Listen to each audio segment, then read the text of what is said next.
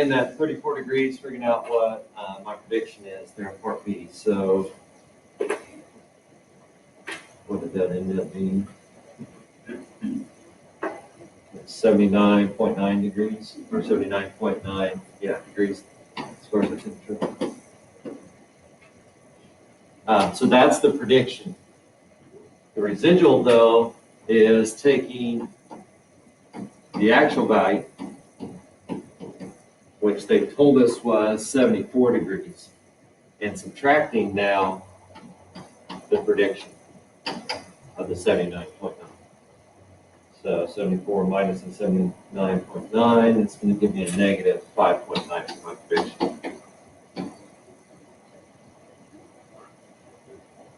They didn't ask me to interpret this one, but if I did, that would tell me, okay, my prediction was too high.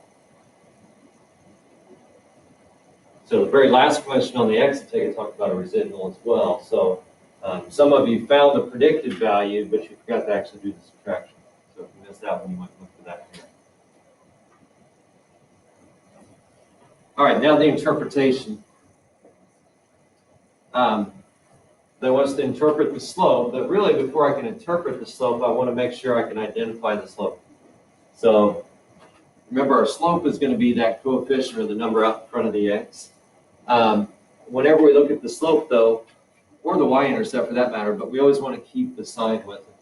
So our slope in this one is really a negative 0.782. But I still haven't interpreted it yet.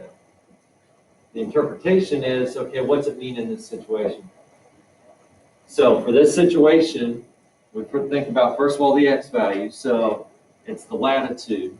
So as the latitude increases 1 degree,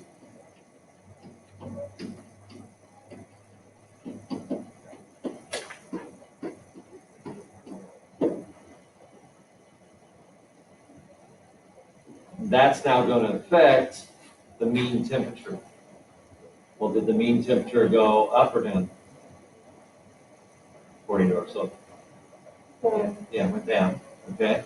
So the negative tells me that the temperature decreases by 0.782 degrees Fahrenheit. So as the latitude increases 1%, the average temperature decreases 0.782 degrees Fahrenheit.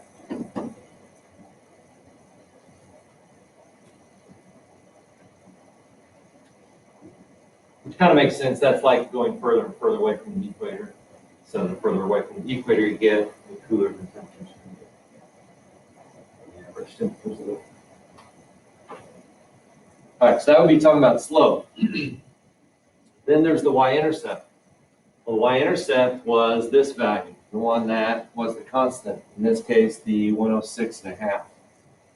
So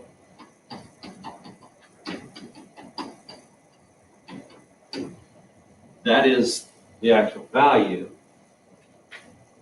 What about the interpretation? Well, remember, the interpretation for y-intercept is when the x value is equal to 0. So in this case, when the latitude is 0. So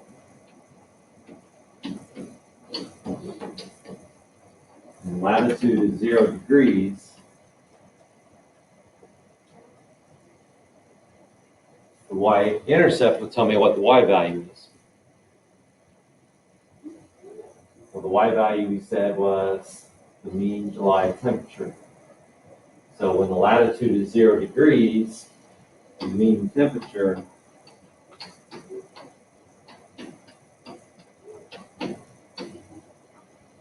is at 106.5.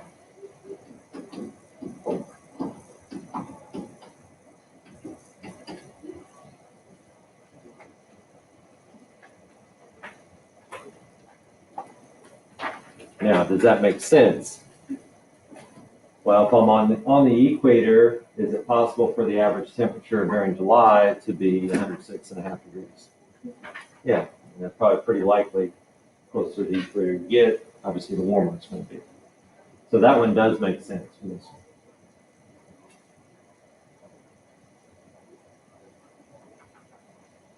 So I know I've said it a lot, but those are the two most difficult things they have to do: interpreting the slope, interpreting the y-intercept. So when I hand back your